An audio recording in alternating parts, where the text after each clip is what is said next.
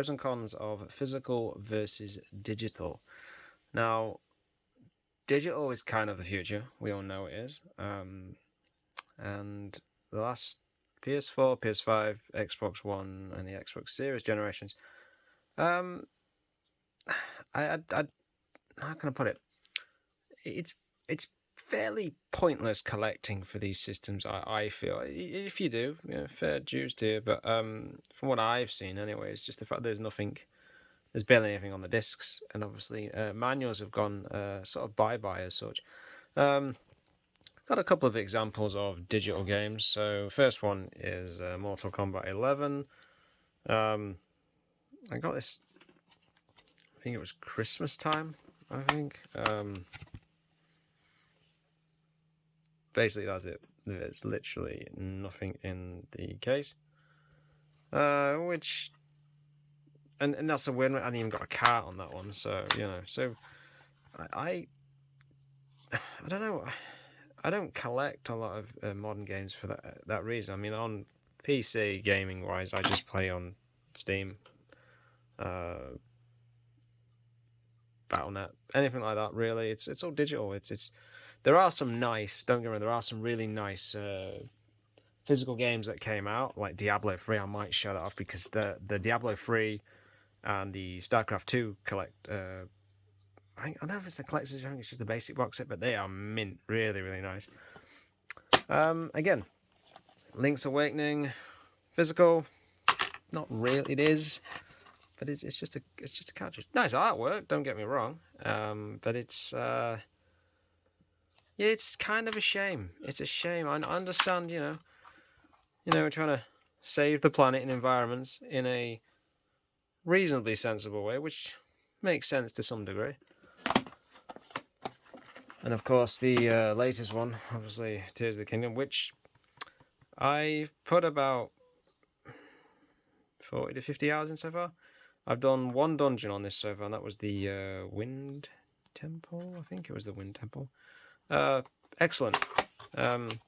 Game Freak, you could learn something from optimization for your games, because honestly, your effort with Pokemon Violet and Scarlet was to say atrocious would be an understatement.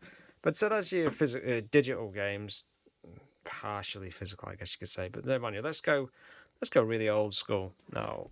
Please forgive the condition of this. I was a child. I didn't really look after it. Yep, it's pretty tatty, as you can see. If I can open it up. Manual's a bit tatty as well, but what can you do? Obviously, cartridge. But the creme de la creme, obviously, is these. And I also have this one's pretty bad, messed up as well. So I've got the Pokemon Stadium manual, as you can see, pretty bad condition. And Ocarina of Time, again, sadly not in the best of conditions. But there is something tangible about manuals that and the smell as well. They do have well, unless it's been stored in a basement for months, then you might be just breathing in dust. But there's just so much to it. There's effort has gone into this. It's gorgeous. Even the Pokemon Stadium one, but as you can see, the Pokemon Stadium one is pretty tatty, pretty bad. Sadly, I had the box for that, and the transfer pack is somewhere around here as well. But yeah, I prefer the older stuff for consoles, PCs. Though I am going to show an example of a couple of really, really sweet PC cases that I've actually got. They're going back to 2012, I believe, if memory serves me correctly. But the only thing about this is when you're doing this with a phone, because I'm filming at 4K. I've got a webcam, but just the quality just isn't there. Right, we'll go PS1. This is a game I love and hate. I have shown it on the channel before, but it is one that is. There's a better version on the Dreamcast, but as you can see, Jedi Power Battles. It's not in bad condition.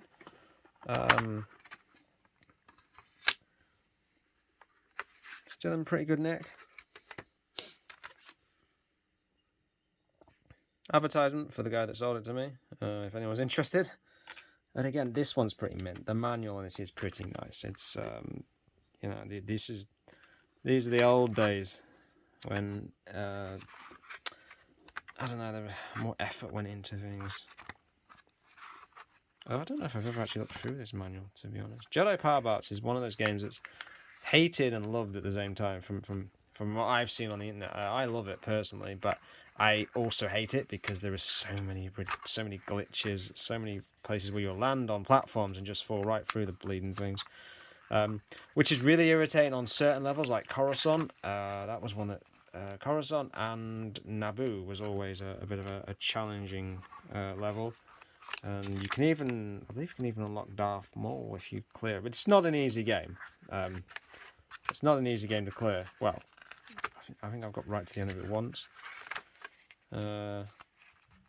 Mace Windu's badass in that game, especially with his ability, or he lobs his lightsaber above his head and he just slices through everything. They've all got really different abilities. Qui-Gon's pretty good. He's got the ability to use his Force abilities to push things away from him, which is really good to deal with crowd control.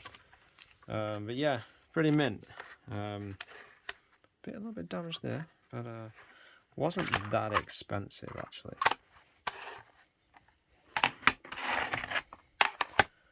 Of course, Dino Crisis, Capcom. When is the remake for this or coming out? I know people are kind of tired of remakes, but I feel like Dino Crisis kind of deserves it because it's a game that was never really given a chance. The first game is excellent. It is Resident Evil, just dinosaurs essentially. Second game is very, very interesting because it's more like an arcade. It's survival horror, but then they've added on like an arcade sort of shooter style to it. So you pick up points when you shoot dinosaurs, which allows you to upgrade weapons, new weapons. Kind of like Resident Evil 4. Its upgrade system, just obviously a lot more primitive. Again, PS1 manuals. Some of them went black and white, sadly. DualShock 1 controller. Yeah, this is a black and white manual.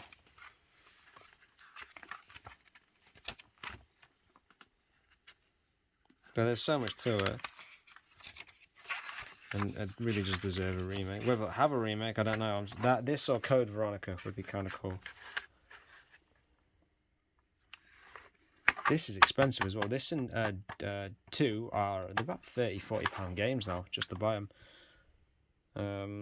I know a lot of people do moan about the cases. The UK cases aren't the best. They do tend to break quite a lot. We're going to go really old school now. I've shown this before on the channel, but Sonic 2, the Hedgehog. Manual as well, which Master System is quite popular. It was quite popular in the UK. Strangely enough, in places like the US, they didn't sell very well, apparently. I would say Sega's Master System might be more popular than the NES in the UK, but that's just from my own experience because I never knew when it had a NES. Again, black and white.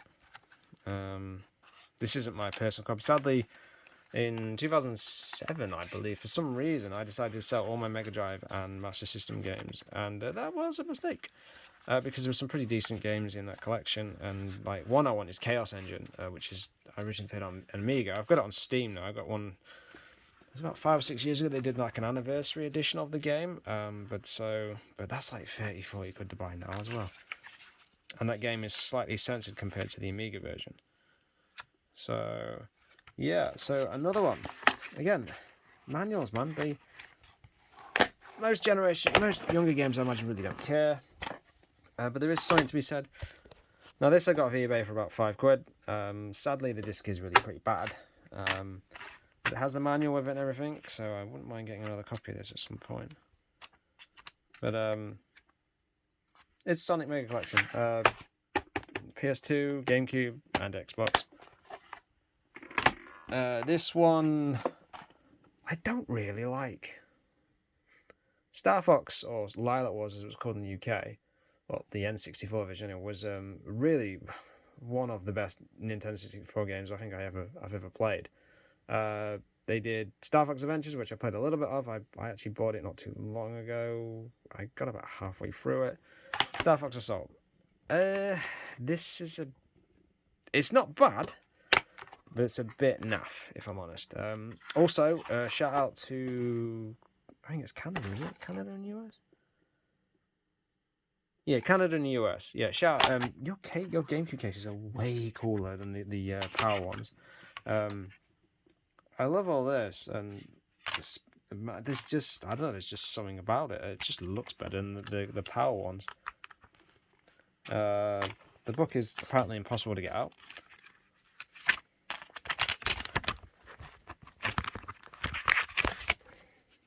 Nintendo Power. And also, the good old Nintendo are also going after Dolphin emulator, apparently, at the moment. Apparently, they've found some source keys in it that are not... they shouldn't have, apparently. I don't know fully understand the full thing about it, but yeah, Nintendo emulators are not illegal. They really aren't. And if you ain't going to sell the games, then people are just going to do anything else. They don't care. You can DMC as many people as you want. It ain't going to make no difference. Anyway, that's my little rant. So yeah, Starfighter. I love the style on the case of this. It's really, really nice. And most people probably know this, but American and Canadian they have the GameCube logo at the bottom, whereas on Power Games are at the top, which is, I don't know, kind of weird. Twilight Princess. Not sure about this game. I've started streaming it. I have enjoyed it, but I'm not that keen on the Twilight world in this game. I don't know what it is. It's just a bit. It's just so dark. Like, it seems overly dark to me. But again, manual. And also, this game is ridiculously expensive. I think this was in the price of about between £70 and £90. If you really want to play this game, and I have said this before, I've showed these couple of these games off in one of my retro pickup videos. You pick up the Wii version. It's like £5, something like that. Between £5 and £10 tops, I would imagine. And unless Nintendo actually do a Switch version, which there has been some rumors and speculation they're going to do it, but it hasn't come to pass as of yet. So, and of course, advertisements for the GameCube games. And I thought also the next game would be kind of relevant, just because obviously Metal Gear Solid Snake Eater, or as it's called now, Metal Gear Solid. I've completely forgotten. Well, the new Metal Gear Solid, it's I can't remember what it's called now. It's a remake of Snake Eater, Metal Gear Solid 3, basically, but it's not called Metal Gear Solid 3. It's just called Snake Eater, and I think there's some weird symbol at the top of it. I can't remember what it's called. Metal Gear Solid Twin Snakes. Still prefer the original version of the PS1 version, if I'm honest. This version, as I've said before, and I think I did this again in one of my retro pickup videos. Is the Metal Gear Solid 2 engine this runs in. It improves the game in some ways. It also has a lot more outlandish sort of. The cutscenes are slightly different, and he does like miraculous flips over rockets and shit. So there's quite a lot of cool stuff to it. But again, manuals, man. I might just call this video manuals. It's just so much artwork. It's just glorious. Again, this is an extremely expensive game as well. This was between £60 and £80. I don't remember, something like that. It wasn't cheap. Of course, also, like, I was backing these up on the Wii, but I'm having some problems with the Wii at the moment. So I might have to find another way to do it. But this is the thing, like, I never understand how, well, maybe not this one, because this is Konami, and Konami have been in the doghouse for about 5 or 6 years, ever since the split with Kojima, so there is that. So, but, well worth picking up, and well worth playing. Still prefer the original, as I've said. I just think there are some slight changes, I believe, to the music, but it's a very, very playable game. I just don't understand why that hasn't come out on modern platforms. Maybe Konami will do it if Silent Hill sells well, and the new Metal Gear remake for Snake Eater there's still rumours and speculation whether they're going to do a completely new recording of the audio, or are they just going to do a one-to-one remake? So is it going to be more like RE2 was and 3, 2 in particular was a really, really good remake over the original game. Resident Evil 3, bit of a mixed bag because of so much content being cut from the game. But what I will do quickly is I will just demonstrate what I mean by really, really sweet PC releases and I believe these are just standard versions of the game. The releases are from when Diablo 3 and StarCraft 2 came out, which I believe Diablo 3 was 2012, and StarCraft 2? I can't really remember now. In between 2000, I'm sure something like 2010. I think it was 2010 StarCraft 2, something like that. But anyway, as you can see, this is just. I mean, I don't know if they even make these anymore. I don't know if they do. This is when Blizzard's reputation was a little bit more sound and less terrible. Hopefully that improves. I don't know. Hopefully it will. The Microsoft acquisition is still. It's blocked in the UK at the moment, supposedly, and it's been approved in the EU, and I believe the US are planning to sue Microsoft or something crazy like that. So God knows what's going to happen there, but I guess we'll find out. So as you can see, the artwork for this is rather sweet. I don't play StarCraft very much because I'm shite at it, and it's a game that does require a great deal of grinding and learning how to play properly. The multiplayer scene is insane. But yeah, it's pretty cool. Diablo 3, bit of a mixed Diablo game, to be honest. When I've got it on console and PC. I've enjoyed it, but when they did the Resurrected for Diablo 2, I still prefer that. I just think Diablo 2 is just a better game. But Diablo 3 has improved tremendously since its release. Its inception was pretty terrible in terms of like the auction house and all that kind of jazz. Again, these are just standard versions of the game on disc. The artwork's pretty sweet. And obviously Diablo 4 is out. It's the 6th of June, is it? Yeah, so next Friday. Although if you've got early access, I believe you can play this Friday, I believe. So, tempting. Very, very tempting. And even Reaper of Souls came with an expansion disc. Expansion. I don't know why I bought these physically. I just did. You can get these in, obviously on console. I imagine there probably is more to it. Don't know, is whenever I see the Templar in Diablo, I always think of Black Templars from Warhammer.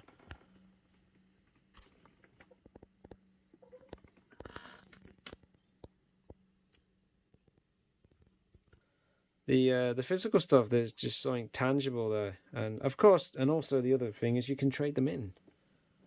Whereas you can. By the way, I'm showing a bit of serious sound footage. This game is goddamn awful on Game Boy Advance. So it just becomes, I don't know, it's an interesting time we're living in. We're going to have like with AI and all this becoming the thing, and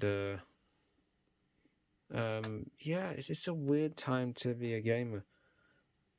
It's also, it's been a very quiet time, especially if you're on a Microsoft platform like Xbox. It's not been a lot available for their system.